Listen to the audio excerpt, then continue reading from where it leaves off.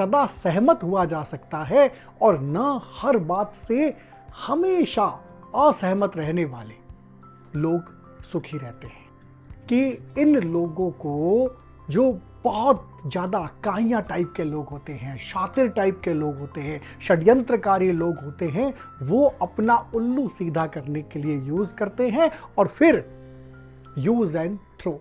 तो ऐसी असहमति किस काम की, जब एक जगह पर आकर के आप बायस्ड कहलाएं, आपको लोग हठी कहें और आप अपने ही कटघरे में अपने आप को खड़ा पाए। इसमें किसी को मारने वाले, जिसमें किसी को सत्ता से बाहर करने वाले लोग वही हुए हैं जो उनके साथ खड़े थे। तो कहें तो ये कह सकते हैं कि वो तो समर्थन में खड़े थे, लेकिन समर्थन में तो खड़े किस लिए थे? कोई ना कोई उनका कार्यक्रम था, minimum programme, common minimum programme जो होता है, वो प्रोग्राम था और उस वजह से आपके साथ खड़े थे। जो आपके साथ खड़े हैं वो आपके पूर्णतया साथ नहीं है, जो आपके विरुद्ध खड़े हैं वो भी आपके पूर्ण विरुद्ध नहीं है।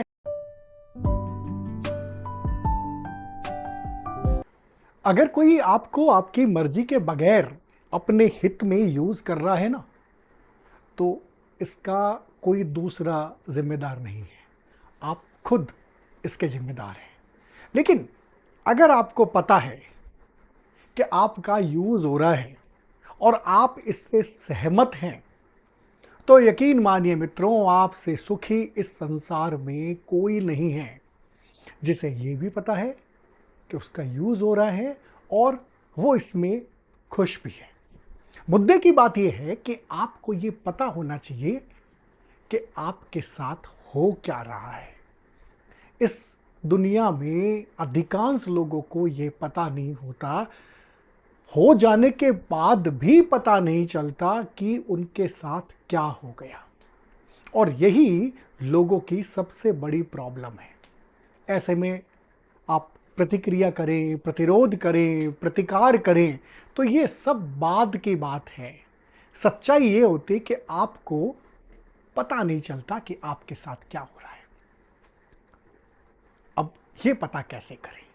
अगर ये आपके समझ में आ जाता है तो जैसा कि मैंने पहले आपको कहा कि आपसे सुखी इंसान कोई नहीं है, और ये पता करने के लिए आपको हमेशा अपने आसपास बदलने वाली स्थितियों पर, घटनाक्रमों पर और व्यवहारों पर नज़र रखनी पड़ेगी।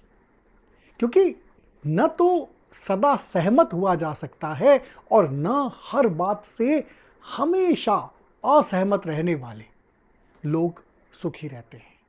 सदा सहमत रहने वाले फिर भी थोड़े बहुत हाँ में हाँ मिला करके अपनी जो चक्र है उसको चला सकते हैं, अपने समय को निकाल सकते हैं। लेकिन जो असहमत होते हैं उनका सुख, चैन, संतोष सब गायब हो जाता है।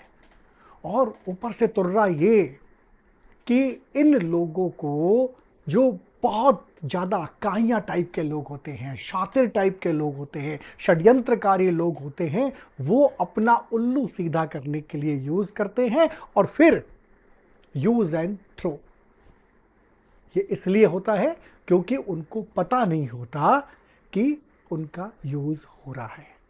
अगर उनको ये पता होता तो शायद वो इस तरह की परिस्थितियों में नहीं आते कि उनको एक समय में निकाल बाहर कर दिया जाए या कि अपना उल्लू सीधा करने के लिए उनका उपयोग किया जाए। इस तरह के अनेक उदाहरण आपको इतिहास में मिल जाएंगे, समाज में मिल जाएंगे। तो हमें यह देखना है कि क्या हम हमेशा सहमत रहने वालों में शामिल हैं या हमेशा असहमत रहने वालों में शामिल हैं। जैसा कि मैंने पहले कहा, सदा सहमत रहने वाले, हाँ में हाँ मिलाने वाले ज़्यादा अच्छे नहीं होते, लेकिन फिर भी वे चल जाते हैं। लेकिन असहमत रहने वालों के साथ सबसे बड़ी प्रॉब्लम ये होती है कि उन पर बहुत जल्दी बायस्ड होने का एक बैच लगा दिया जाता है, क्योंकि वो जो तर्क करते हैं वो ज़्यादा देर तक नहीं रह पाते, और अगर वो सतर्क नहीं रहते, अपने विचार के प्रति, अपने विश्वास के प्रति, अपने असहमत रहने के प्रति, तो बहुत जल्दी उनको हठी करार दे दिया जाता है। तो ऐसी असहमति किस काम की, जब एक जगह पर आकर के आप बायस्ड कहलाएं, आपको लोग हठी कहें और आप अपने ही कटघरे में अपने आप को खड़ा पाएं, अपने ही अपराध बोध से ग्रसित रहें। आपको एक बात समझ लेनी है कि अगर कोई आपका समर्थन कर रहा है, अगर आपके कोई साथ खड़ा है, अगर आपसे कोई सहमत है, तो इसका मतलब ये नहीं है कि उसका आपसे विरोध नहीं है। और अगर किसी का आपके साथ समर्थन नहीं है, कोई आपका विरोध कर रहा है, तो इसका मतलब ये नहीं है कि वो आपका विरोधी है। अगर आपको ये लगता है तो शायद आपको व्यक्ति, परिस्थितियां, व्यवहार, इनको समझने में कहीं ना कहीं आपके अंदर कोई ना कोई ऐसी कमी है जिसको आपको समय रहते समझ लेना चाहिए। मैं फिर इतिहास की बात करूंगा, मैं फिर समाज की बात करूंगा।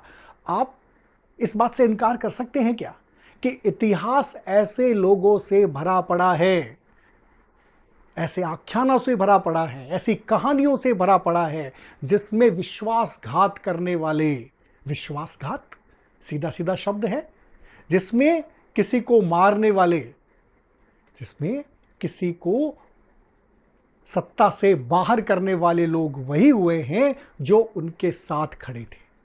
तो कहें तो ये कह सकते हैं कि वो तो समर्थन में खड़े थे, लेकिन समर्थन में तो खड़े किस लिए थे?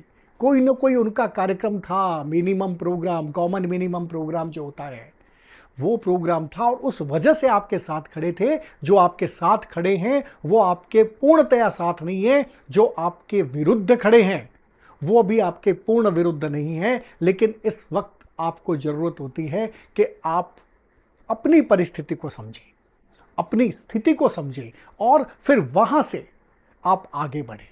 अगर आप सहमत हैं तो अपनी सहमति जताएं, लेकिन आपको यह पता होना चाहिए कि मुझे कहां असहमत होना है। और असहमत हैं तो सिर्फ असहमति जता करके किनारे मत होइए, सवाल कीजिए, आप जिज्ञासाएं रखिए, अपने प्रश्न रखिए और शमन हो तो स्वीकार भी करें। सिर्फ ये नहीं कि असहमति का मैंने एक झंडा उठा करके रख लिया है।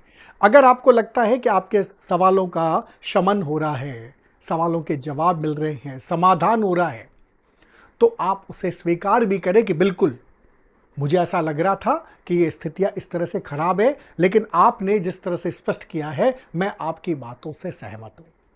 लेकिन आप अपने लिए किसी भी तरह का खांचा बनाने से बचें।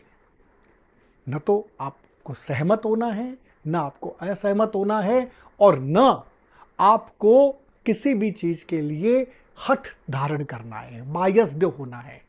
आपको यह पता होना चाहिए कि आपके साथ क्या हो रहा है। बहुत सारी ऐसी परिस्थितियां आती है मित्रों, जब हम खुद चल करके कहते हैं कि मैं आपके क्या काम आ सकता हूं। इसका मतलब क्या होता है? इसका मतलब सीधा सीधा होता है कि मैं पूरी तरह से आपके लिए तैयार हूं। और हमने अपने जीवन में बहुत सारे लोगों के लिए अपने आप को प्रस्तुत भी किया होगा। यही अपने आप को समझने की वो दृष्टि है जो आपको एक व्यक्ति के रूप में, बल्कि मैं तो ये कहूंगा कि एक विवेकशील व्यक्ति के रूप में आपको आगे बढ़ने में मदद करती है। अगर आप किसी के काम आएंगे तो कोई आपके काम आएगा। और अगर ये वाइस वर्सा चल रहा है, ये संबंध चल रहा है, ये आपके साथ एक विचार चल रहा है, तो मित्रों कभी भी आप किसी को न तो बेवकूफ़ बनाएंगे और न कभी आप बेवकूफ़ बनेंगे। बचें इस तरह की बेवकूफ़ियाँ करने से।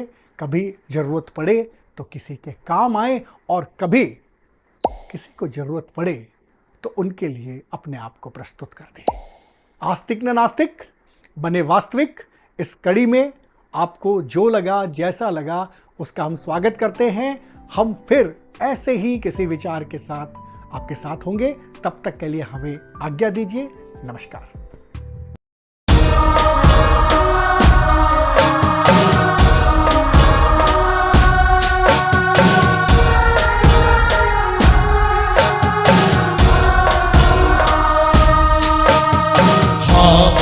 गया आज हमको जीत